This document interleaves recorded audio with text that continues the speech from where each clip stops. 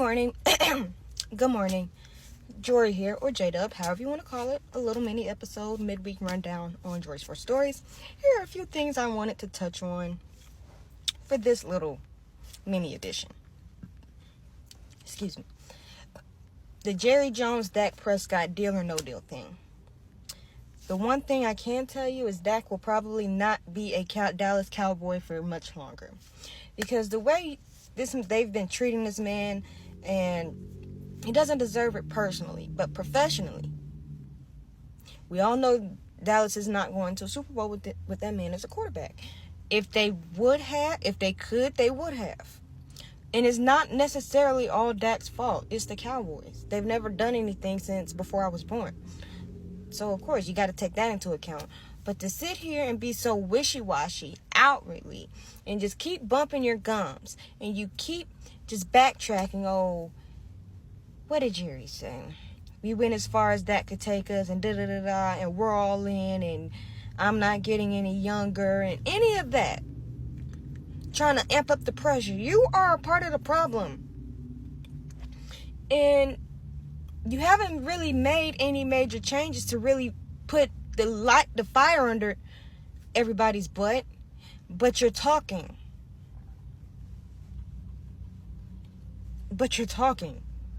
So it doesn't make sense. So if you're going to let Dak Prescott walk and let him play out on the last year of his contract, you better be able to find something better. Because if you don't, there can be a scenario that you let Dak go into free agency, walk into free agency, and he decides he doesn't want to be a Cowboy anymore. He doesn't want to deal with you. He doesn't want to deal with the fan base being flippy-floppy and hot, cold, and insulting. And he doesn't want to deal with whatever comes with being a Cowboy. Even though Dak Prescott would not be Dak Prescott without him being a Dallas Cowboy. He's a man I don't want to deal with anymore. He's been there for 8 years. We all know what he can do. We all know that sometimes when the lights shine brightest, regular season or postseason, he don't show up. We all know that.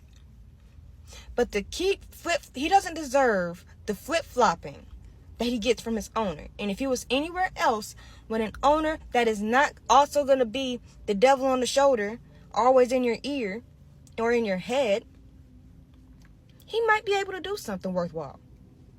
But that is looking towards a split the way it's going. And then from one Prescott to another, who keeps asking Tad Prescott this stuff? Who? Because you go first, we're not even going to go to the top quarterback list.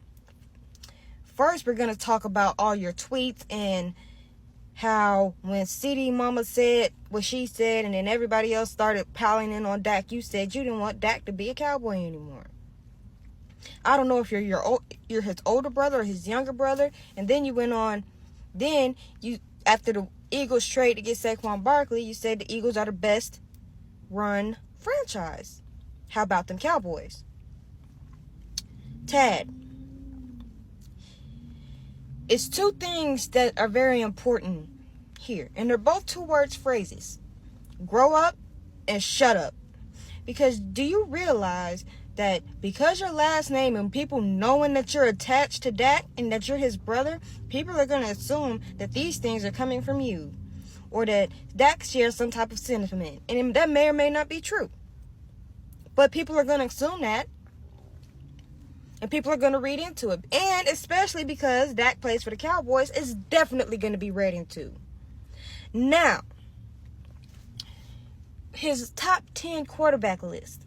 I don't have it up with me right now. But I will tell you, to sit here and disrespect Jalen Hurts, talking about, I didn't put Jalen Hurts on this list because it's quarterbacks, not running backs. But you put Lamar Jackson on the list.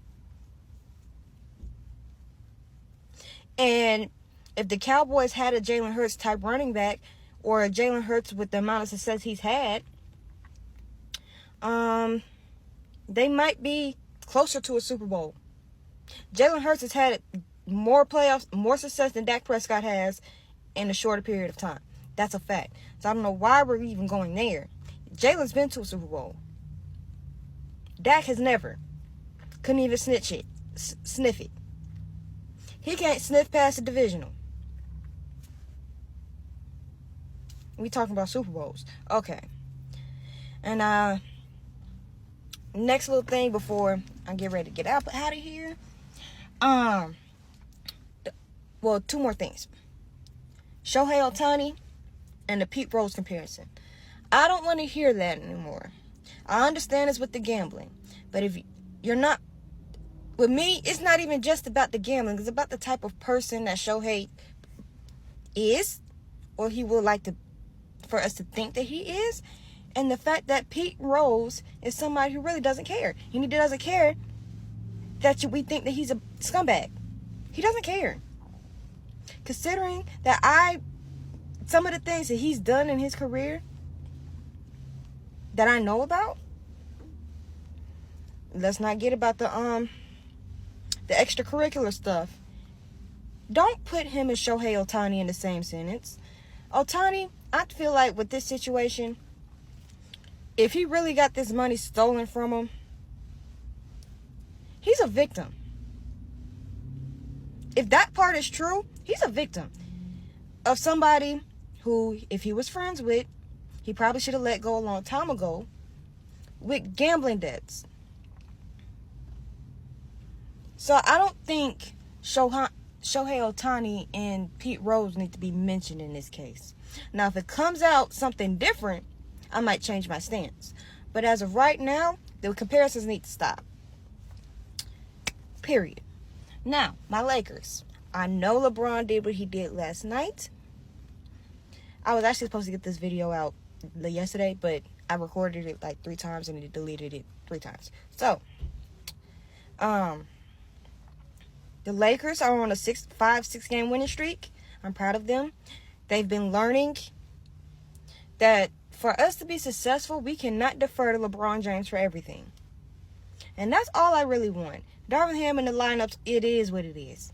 But Rui had a career night. He was just raining threes. He just going to catch and shoot anyway. But I love me some Rui Hachimura. So this is a stand account for him.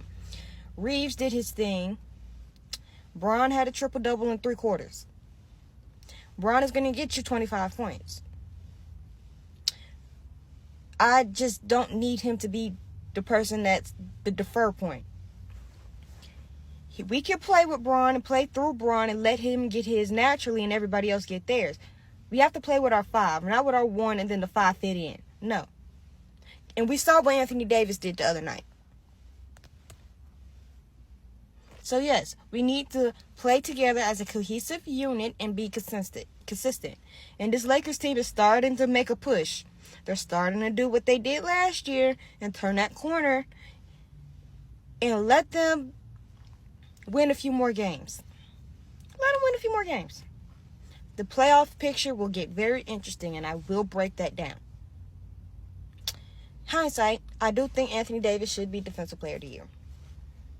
You see what he's done. Anyway, if you like what you heard, you can follow me here on TikTok, on Facebook, Jori Sports Stories, YouTube, Jori Sports Stories, Instagram, JDS_Sports Stories, and on Twitter or X, whatever you want to call it, Jori's Stories.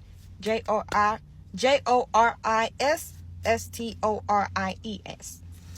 And with that being pretty much it, have a good one.